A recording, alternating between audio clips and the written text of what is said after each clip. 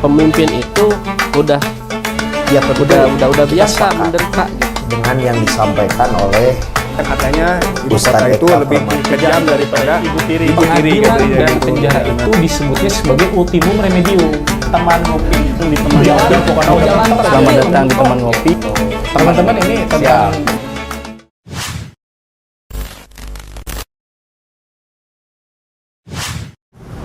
Baligu anni walau ayat. Sampaikanlah kepadaku walaupun hanya satu ayat. Hadis. Assalamualaikum warahmatullahi wabarakatuh. Selamat datang kembali di teman ngopi, teman ngobrol perkara pemuda persatuan Islam. Alhamdulillah, hari ini saya sudah ditemani oleh Ustadz Kinkin. Assalamualaikum Ustadz. Waalaikumsalam warahmatullahi wabarakatuh. Gimana Ustadz kabarnya? Alhamdulillah sehat. Gimana Seru. Kang Jibril? Alhamdulillah. Gimana Kabar? seru Kupang? Kupang, alhamdulillah lumayan panas. Baik. Teman-teman sekalian, jadi kemarin Ustadz Kinkin itu baru pulang pengabdian dari Kupang ya, dakwah dari Kupang, Dari Kupang. program Dai 3T. Ya, 3T daerah Kemenag 3T ya? dari Kemenag. 3T Baik. itu 3 triliun. Bukan. terluar, terdepan, termiskin, terteran lah pokoknya. terteran, pokoknya paling, si paling itu.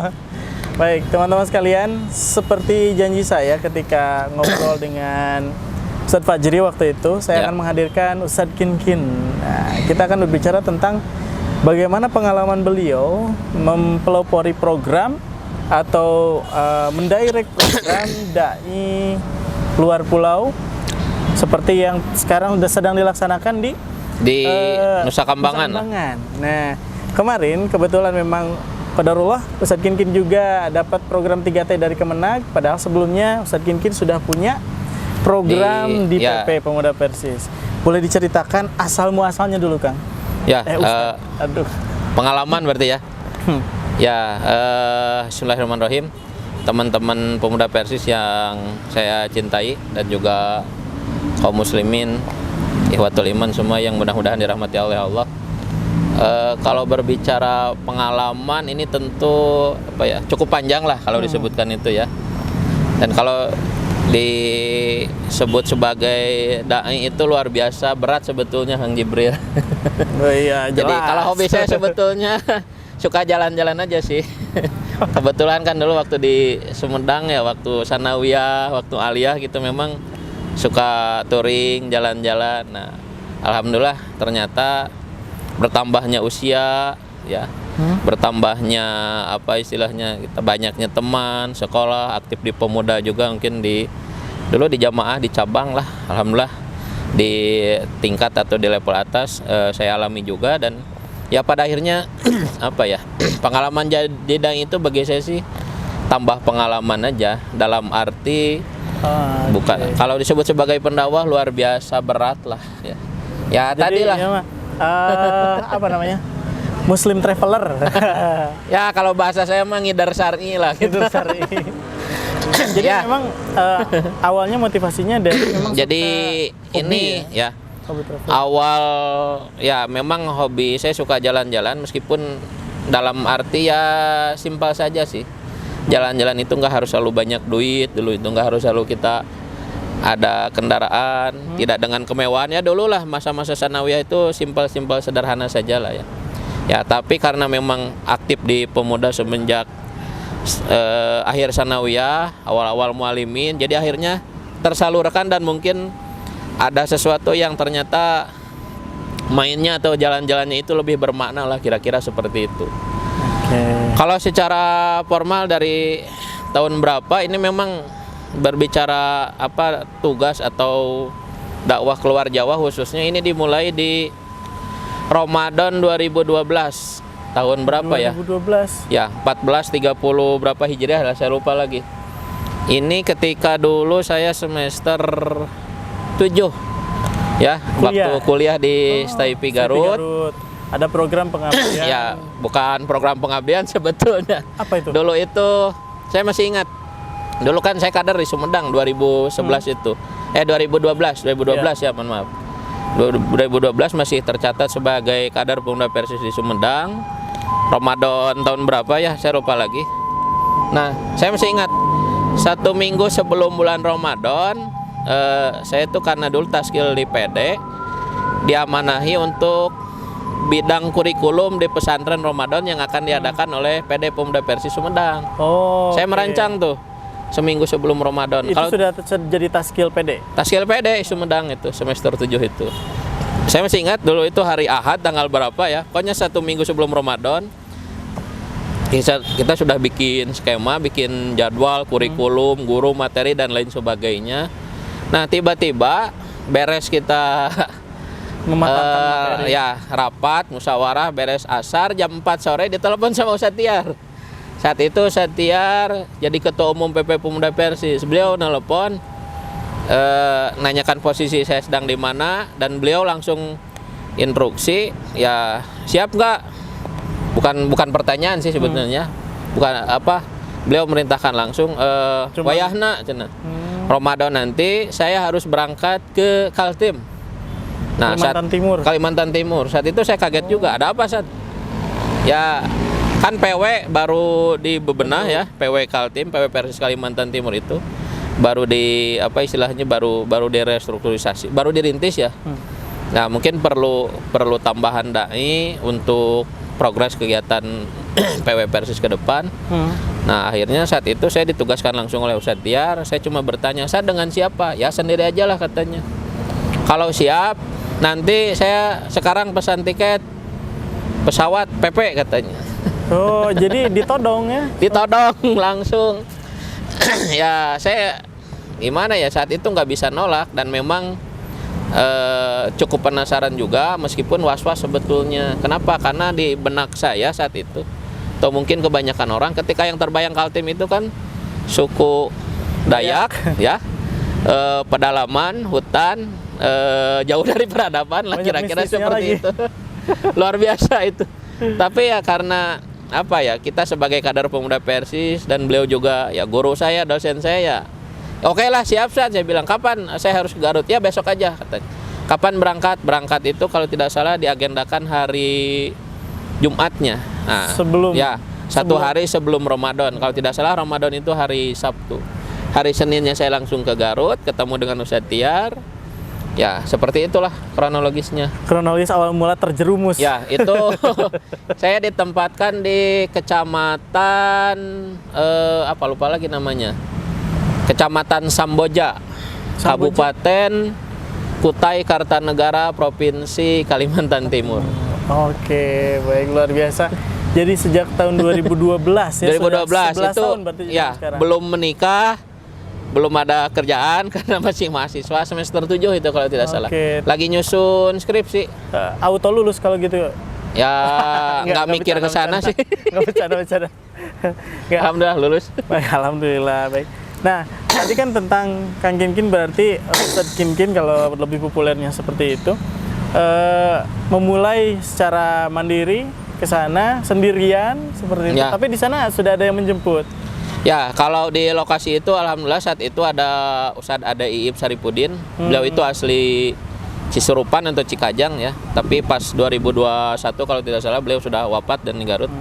Ya, beliau ada di sana. Kalau tidak salah kalau 1 tahun sebelum saya ke sana, ya beliau sudah ada di sana. Artinya pas 2012 saya ke sana, Ustadz Iib itu dari 2011. Oke.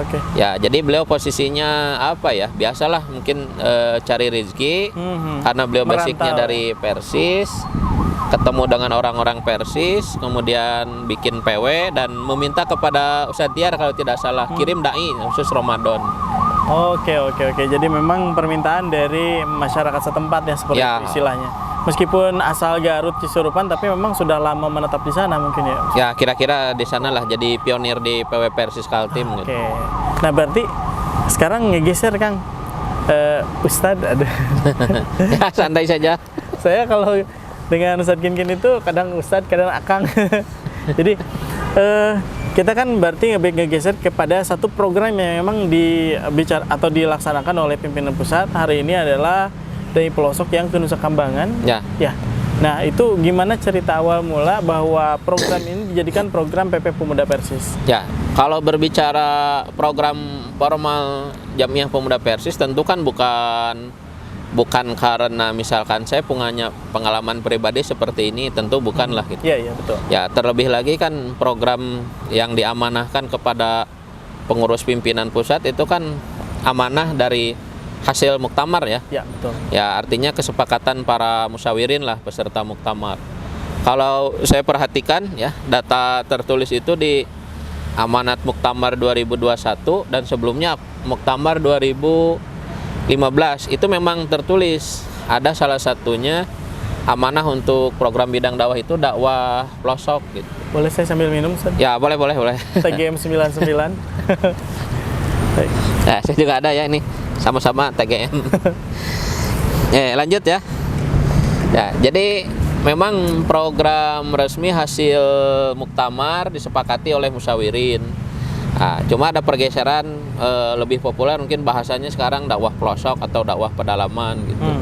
Kalau saya lihat memang ya kita lihat secara historis di Pemuda Persis ya bukan hal yang baru sebetulnya. Oke ya. Ya, terlebih lagi di zaman Ketua Umum PP dulu Setiar ya 2010-2015 memang ada ya, termasuk yang saya alami di 2012 itu bagian dari dakwah pelosok juga gitu. Cuma mungkin sifatnya tentatif atau hanya apa istilahnya insiden lah, memanfaatkan bulan Ramadan tuh, yang saya alami seperti itu ya.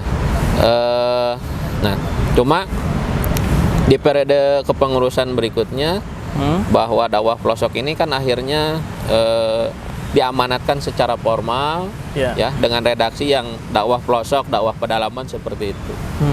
Hingga akhirnya hari ini saya dan Ustadz Fajri diamanahi di bidang dakwah ya ada salah satunya ya dakwah pelosok yang mungkin bisa dikatakan sebagai apa ya program unggulan lah kira-kira seperti itu di bidang dakwah.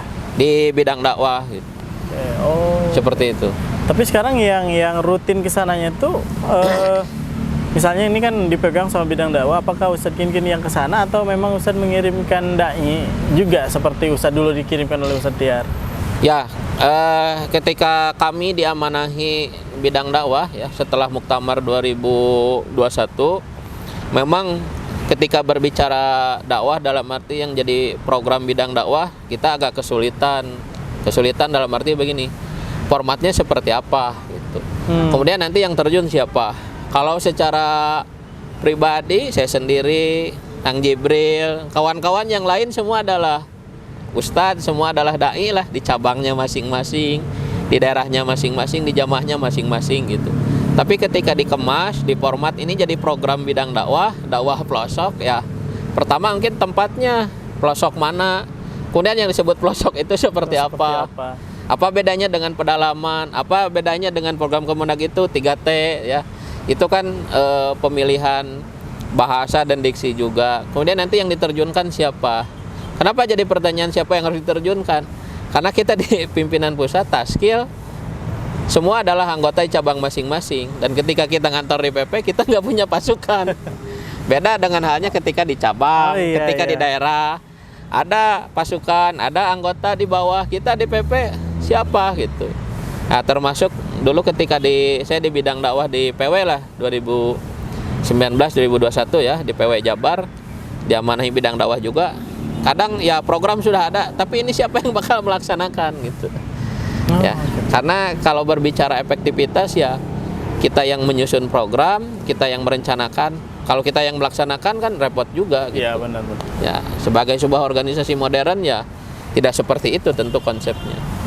Ya, jadi tadi bagaimana? Ya, ini seiring dengan berjalannya waktu, ya alhamdulillah di tahun kedua ini kita alhamdulillah sudah ada formatnya. Di tahun pertama ya tadi menjawab pertanyaan dari Kang Jibril, apakah Kabid Dakwah dan Sekbid Dakwah terjun langsung? Memang setelah Muktamar April 2021 ya, bulan Juli ya kita menjalankan melandingkan program dakwah pelosok ini. Saya dan Ustadz Fajri ya Sekbid Dakwah dan Kabid Dakwah langsung turun. Dan saat itu yang kita sepakati di Muskernas adalah Pulau Nusa Kambangan, tepatnya di pesisir barat. Ada satu kampung di sana namanya Kampung Bantar Panjang. Bantar gitu ya. Panjang. Bantar Panjang. Gitu. Oke. Nah. Itu kalau tidak salah masih binaannya Kang Farid ya? Ya, sampai hari ini itu sudah jadi, ya istilahnya bukan sudah jadi ya, diresmikan lah sebagai tempat atau titik binaan bidang dakwah. Bidang dakwah. Ya memang awalnya yang merintis itu, yang membuka itu Ustadz Farid ya, kader dari Kota Tasik, yang asalnya beliau dari Ranca Ekek. Itu beliau itu membuka Kampung Bantar Panjang itu dari 2016. Ya, pengalaman dan aktivitas pribadi beliau sebelum gabung dengan Taskil PP ya 2016. Kalau tidak salah ya, saya masih ingat kata beliau sendiri ya yang ngaku. Saat itu jadi pimpinan sebuah pesantren di Tasik, di Suryalaya. Beliau itu mudir lah, kira-kira seperti itu. Di bawah yayasan apalah, saya lupa lagi namanya. Ada santri perempuan dari sana, dari Nusa Kambangan. Perempuan ya santrinya itu. Sakit ya, kemudian diantarkan oleh Ustadz Farid dan istrinya. Nah, ternyata diantarkan langsung ke sana. Ternyata medan ya yang ditempuhnya, perjalanan ke lokasinya, wah luar biasa, subhanallah. Mana bawa istri lagi. Ya, nyebrang laut ya. Yang ya dalamnya cuma 10 meter aja sih, dangkal aja. Melewati hutan dan ya seperti itulah. Jadi ada cerita lucu katanya ketika bawa salah satu kafilah dakwah waktu itu malam-malam gitu. Gimana tuh cerita lucunya tuh, Kak? Cerita lucu yang dari kafilah dari mana ya? Ya. Yang apa tuh? Ini soalnya kita, kalau saya pribadi sering ke sana, jadi banyak cerita-cerita yang uniknya gitu. Boleh ceritain yang paling unik, yang paling seru tuh. Yang paling unik ya, yang saya alami sendiri lah, dan mungkin juga untuk kawan-kawan yang lain ya. Awal kita ke Bantar Panjang kan tidak ada ekspektasi apa-apa. Ya, yang terbayang itu informasi dari Farid. Pokoknya daerah pedalaman, daerah pelosok, akses keluar terbatas, infrastruktur dan fasilitas umum tidak ada. Ya paling seperti itu saja yang kita terima. Tidak ada tafsiran dan implengan yang lain-lain. Tapi setelah kita ke lokasi, betul-betul apa yang diceritakan itu. Tidak ada dilebih-lebihkan ya, tidak ada listrik, sinyal tidak ada, internet apalagi, bahkan fasilitas umum itu ya masjid seadanya, warung ada tapi ya seadanya juga sih lah ya, barang-barangnya tidak kompleks. Nah, yang paling mengenaskan itu adalah ini MCK-nya, WC atau tempat BAB itu luar biasa. Ada sih, tapi kalau saya ingat ke masa kecil itu seperti di kampung saya tahun 90-an. Cubluk. Oke, baik. Luar biasa sekali. Perjalanan tentang DAI Pelosok ini atau dakwah pelosok ini sangat inspiratif sekali, Kang Ustadz. Jadi banyak sekali yang wah ini keren. Jadi mereka tertarik gitu. Kita tantang saja nanti ada kader yang mau berangkat ke sana atau ya, insya Allah. Dari awal saya sudah nantang. Sudah nantang kader-kader pemuda Persis. Alhamdulillah di tahun pertama itu kita landingkan program itu di bulan Oktober 2021 ya. Pertama kita ketua umum, saya Kabid Dakwah, Ustadz Fajri dan Ustadz Farid, juga titipan dari kawan-kawan para donatur. Ya pertama ke Nusa Kambangan itu kita bawa sapi 1 ekor, kambing 7 ekor, ditambah dari sana warga sana kambing 2 ekor. Itu waktu itu kurban ya? Iya, kurban. Dan kurban yang kita laksanakan di sana itu adalah kurban yang pertama kali di Nusa Kambangan, tepatnya di Kampung Bantar Panjang, dan itu mengobati belasan tahun ya rasa haus warga sana karena sebelumnya belum pernah ada yang menyembelih sapi atau kambing. Pernah katanya 2010 ada menyembelih 1 ekor kambing, tapi nggak cukup lah. Untuk 180-an warga yang ada di 3 kampung. 180 warga di 3 kampung. Nah, makanya ketika kurban 2021 ke sana kita pesta luar biasa. Alhamdulillah, sambutannya meriah. Luar biasa. Meskipun banyak cerita-cerita aneh ketika kita kurban di sana itu. Apa tuh? Cerita anehnya bukan serem sih, tapi lucu dan unik. Ya, jadi gini, kita menyaksikan langsung. Setelah kambing itu disembelih, nah itu kan belum si kambingnya itu belum mati total. Orang sana itu udah mulai menyisit. Kasihan juga kan. Kambingnya belum mati total, ini kulitnya sudah mau disisit. Udah nggak sabar. Ya, kita maklumi karena mungkin belum pernah tahu mereka, belum ada pengalaman menyembelih kambing. Luar biasa Ya. sekali. Kemudian yang kedua, yang berikutnya. Kalau biasa nyisit kambing itu kan dari perut. Ya. Ya, jadi untuk kulit punggung itu utuh. Nah, ini ada Ini yang dari punggung. nyisit dari punggung. Kalau dibikin kulit kambing Bedung. itu dibikin jaket, ya orang Garut malah nggak pakai lah karena posisinya salah. Luar Baik. biasa lah. Memang itu keunikan kalau memang di dakwah di pelosok ya Ustaz. Nah, satu lagi. Apa lagi? Si kaki kambing itu kalau kurban di kita lah, saya di Garut atau mungkin di Sumedang atau di Bandung ya. Biasanya setelah daging itu dicincang, dipotong, pasti orang berebut ingin kaki kambing atau sapi dibikin sop atau apa. Di sana itu dibiarin aja. Nggak ada. Nggak tahu mereka. Nah, kita mau bawa ya ngapain juga jauh-jauh gitu ya.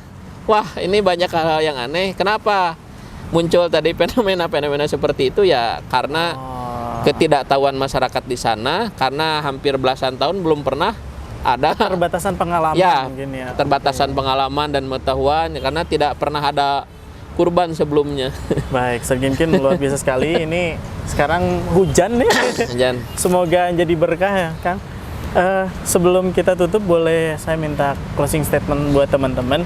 Dan tadi tentu tantangannya bukan cuma buat TI-nya, tapi juga buat donaturnya ya. ya, buat donatur dan juga kadar-kadar Pemuda Persis, kita dari awal semenjak dilantik dari Taskil bidang dakwah khususnya di pimpinan pusat, kita sudah menantang kepada kader-kader Pemuda Persis di seluruh Indonesia.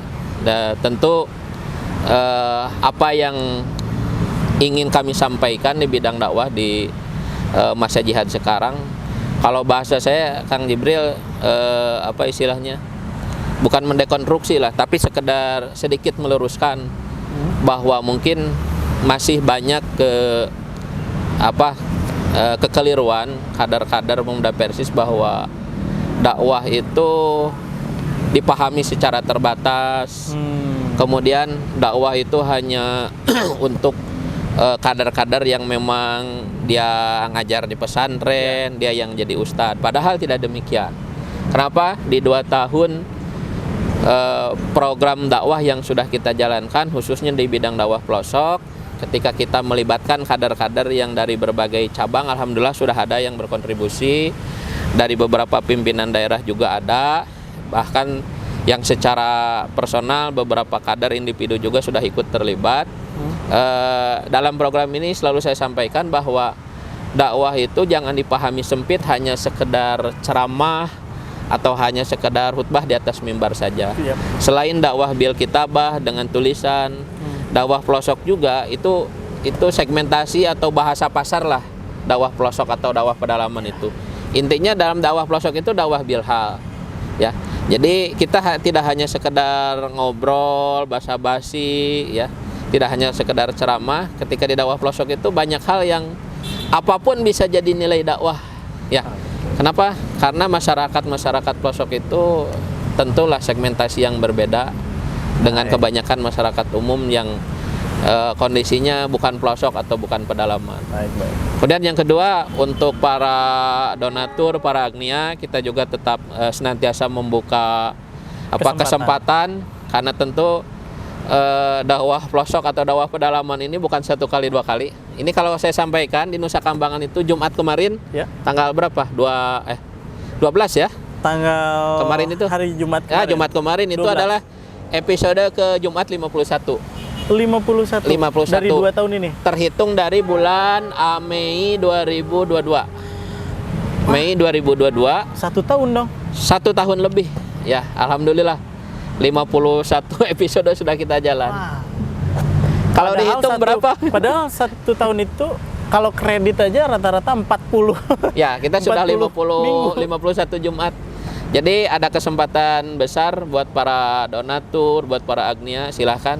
Dan selama kita masih ada umur, masih ada kesempatan, insya Allah tidak akan berhenti. Ada yang pernah nanya, kapan program dakwah di Nusa Kambangan akan beres? Tidak akan beres. Baik. Ya, sampai kiamat lah. Mudah-mudahan cita-cita itu jadi cita-cita dan mudah-mudahan itu Cita-cita. terlaksana ya. Ustaz. Cita-cita bersama lah, bukan saya saja lah ya. Nanti Ya. kalau ganti periode, ganti taskil, Ada yang beda periode, melanjutkan. ada yang melanjutkan. Baik. Terima kasih. Sama-sama. Ustaz Mungkin luar biasa sekali. Salah satu